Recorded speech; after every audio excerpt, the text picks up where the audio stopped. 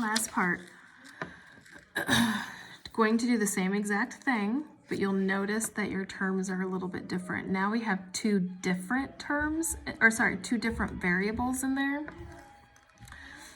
But you're still going to do it the same way, because with FOIL method, let me think of how I want to say this. You start out with the x's,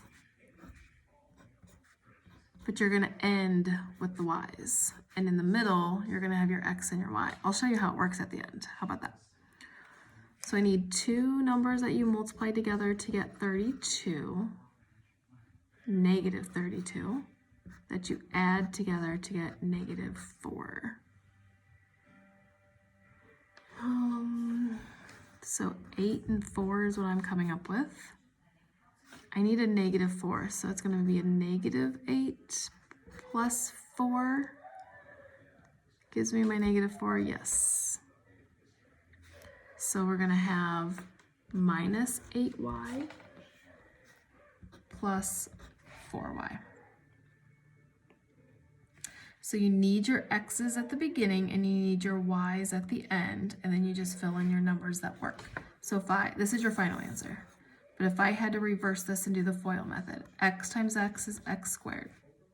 X times 4y is 4xy. Negative 8y times x is negative 8xy. And negative 8y times 4y is negative 32y squared. Those in the middle combine, that gives you your minus 4xy. So we end up with what we started with. So it's still factoring, just two different variables. So this one, I need x's at the beginning, and I need y's at the end, and I'll get my xy's in the middle by doing the outer and the inner. So I need to multiply and get positive 216, but I need to add and get negative 30.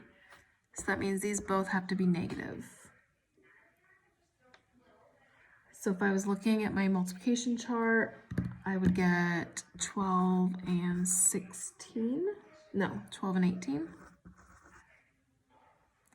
And negative 12 plus negative 18 would give me my negative 30. And a negative times a negative is a positive. So x minus 12y, x minus 18y.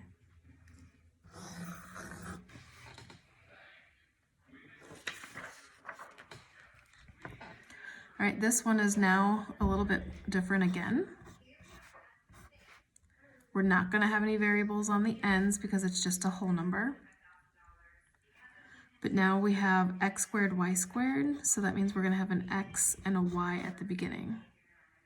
Because x times x is x squared and y times y is y squared, so that takes care of the front.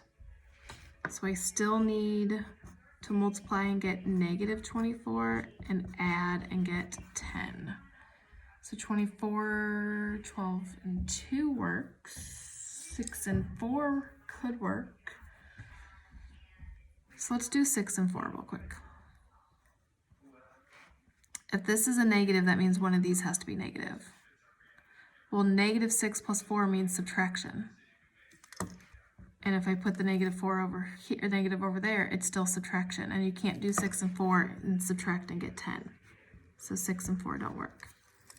So it's going to be 12 and 2.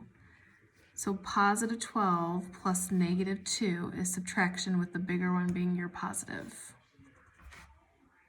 So plus 12 minus 2. So xy times xy would be x squared, y squared. Xy times negative 2 would be negative 2xy.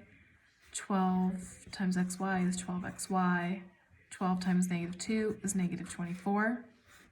Those in the middle give you your 10xy, so it takes you back to the beginning. Okay, So now I have another one. So I have xy, xy. So something times something is 63. Something plus something is negative 16. 63 to me is 9 and 7. And I need a negative 16, so they both have to be negative. So minus 9, minus 7. Because a negative times a negative is your positive. And that one is done.